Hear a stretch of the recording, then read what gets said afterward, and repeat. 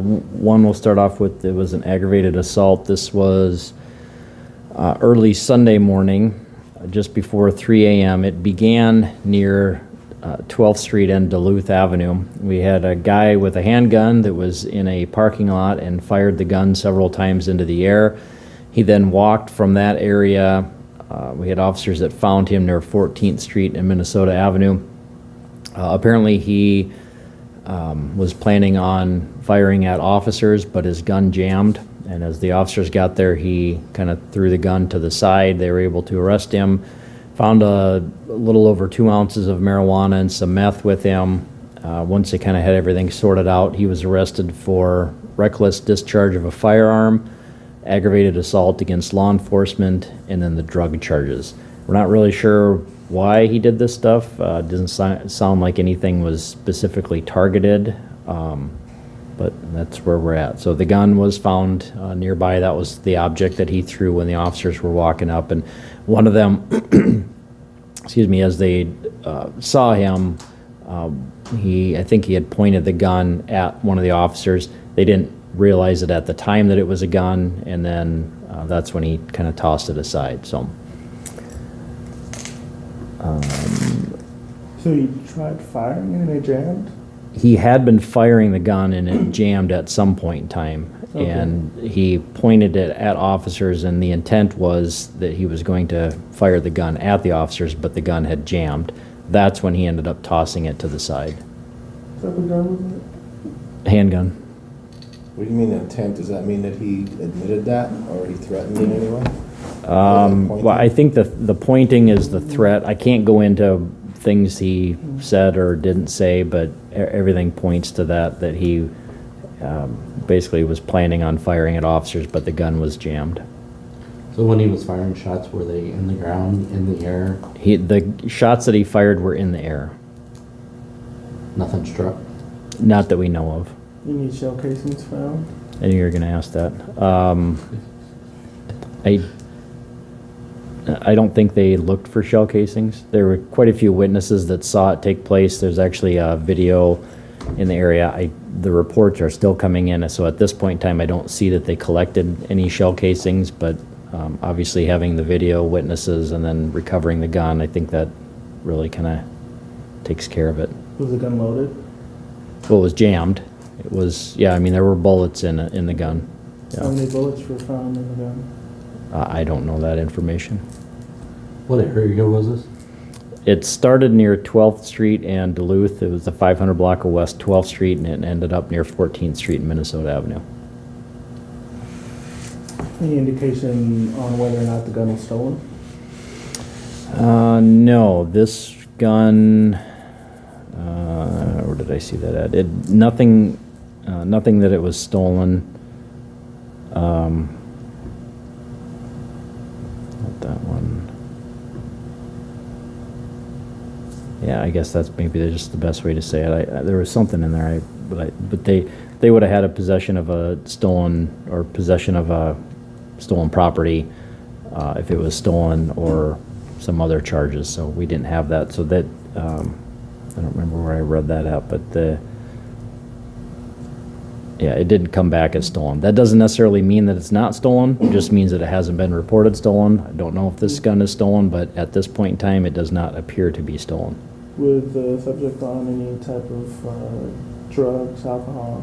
I didn't see anything of that mentioned in the report, so I don't know if there any drugs or alcohol were a factor in this. And he talked to police about why, I guess, he was doing what he was doing? We don't know why. Yeah, I mean, that why question is probably one that we really don't get an answer to very often. In this case, he was firing it into the air. Thankfully, nobody was injured with that. Looks like he was trying to point it at officers or use it against officers, but the gun was jammed. So I suppose it's a fortunate set of circumstances that nobody was hurt or injured. And his name? His last name is Eagledeer, E-A-G-L-E-D-E-E-R. First is Keenan, K-E-A-N-A-N. Middle is Lewis, L-O-U-I-S, and he's 25 from Sioux Falls. So this happened Sunday shortly before 3 a.m.? 3 a.m., yeah, on Sunday. That around the time he was arrested? Yeah, it all was real close amount of time from when the call came out to when he was found and arrested. He was by himself? Yes, he was by himself. Any injuries to him or to any of the officers? Nobody was injured. And the aggravated assault charges against law enforcement officers? Aggravated assault, yep, aggravated assault against law enforcement. The other, that was, at this point, I'll just say it's a report. There was a guy that either fell or had been assaulted downtown. That was early Saturday morning. We're not quite sure on that. Had a little bit of reports. He didn't have a whole lot of information, so we'll still work on trying to figure out if there was an assault that happened or not. The arson, we've got 2 of those, and they were actually in the same house. The first call came in a little after 12 a.m., and that was this morning on Monday. This was the 200 block of South Euclid Avenue. There was a rug outside the back door of a house that had been set on fire. Somebody noticed that, and then they saw the suspect running away from there, and they knew who the suspect was. He's related to the victim in this case. So they weren't able to find him. A little after 2 a.m., about 2:15, 2:20, there was, the victim noticed there was a kind of a glow by the back door and found that the back side of the house was completely engulfed and on fire. The victim was able to get outside. There was a neighbor. This house is split into 2 different apartments, I believe. And so there was a neighbor in the upstairs apartment. Fire department had to get their ladder, and he had to get out of the house from the window using that ladder. So he was not harmed at all. Victim didn't have any injuries. Once they kind of pieced everything together, they found the suspect that started the initial fire. I say it's probably safe to assume he was maybe involved in the second one, but the one that caused the damage to the house, we don't have any arrests or charges with that, but we did find the suspect, and he was arrested on arson for that rug that was set on fire. And this is another one, I can't give you an answer why this happened, but obviously the victim and suspect know each other.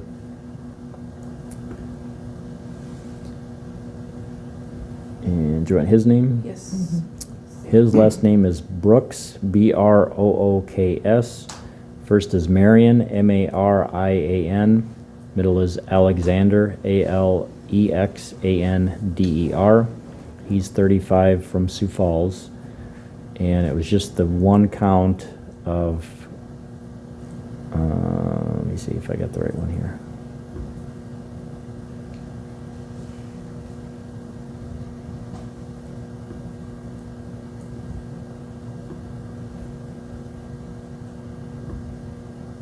First degree arson is his one charge. And again, that was related to the rug that was set on fire, and there was some type of accelerant that was used. I don't know if they know exactly what the accelerant was, but. So is the main fire because of the rug, or? No, so the rug was set on fire, and then that was put out, and then it was a couple hours later that the victim found the back of the house was on fire. So they're still working on determining what happened with that. But we had the 2 different arson calls, short amount of time to the same address, so they appear to be related, but we don't have any way of knowing if the suspect that started the rug on fire is also responsible for the house being set on fire, but we're still working on that. What was the victim's age and gender? The victim is 30 from Sioux Falls. And do you know how they know each other?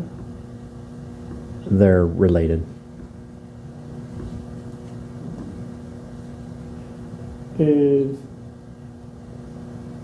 I guess, the suspect known to the other person who had to be rescued with the ladder? That I don't know. Yeah, I don't know that. If that upstairs neighbor knew the suspect or not, I'm not aware of The that. fire seemed to have been kind of targeting that 30-year-old It seems like that, yeah. woman? Man. Yeah, okay.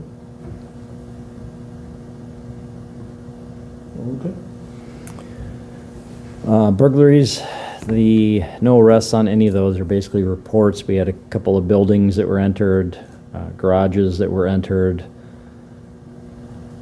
And that's pretty much it, I guess. The disorderlies, a little bit of everything. Some people had a fight, some lost property, some threats, a couple involved juveniles, but nothing real big out of those. The embezzlement was a car that was loaned out. Family dispute and offenses are all reports.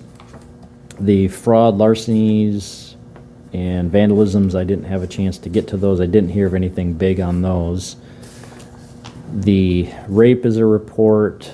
The robbery, both of those are essentially just reports at this point. One of them, we had a guy that was walking and he said 2 guys came up and took his duffel bag and ran away.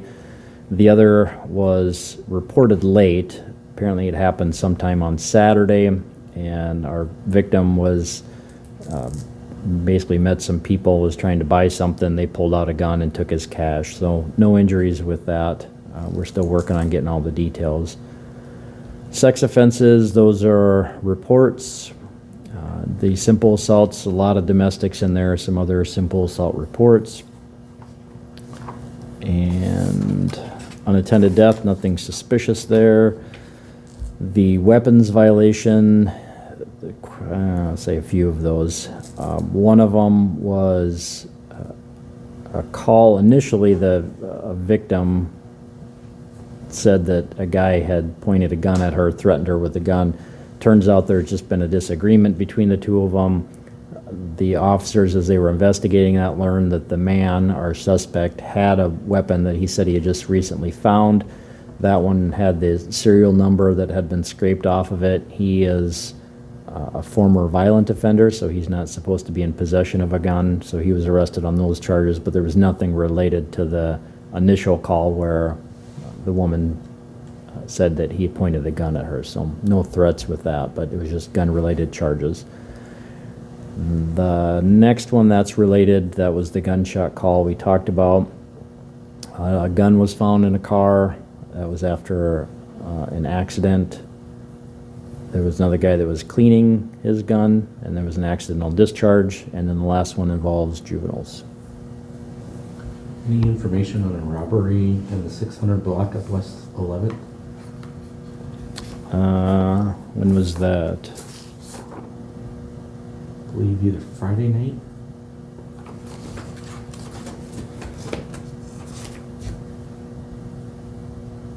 I didn't have any reports on that.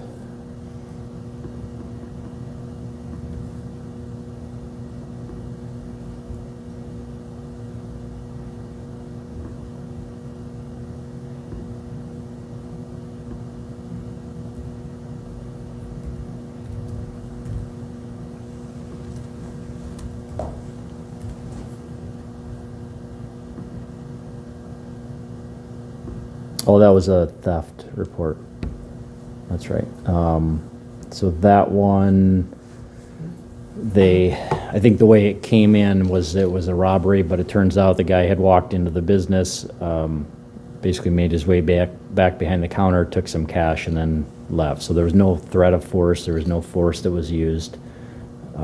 Still working on that one, basically.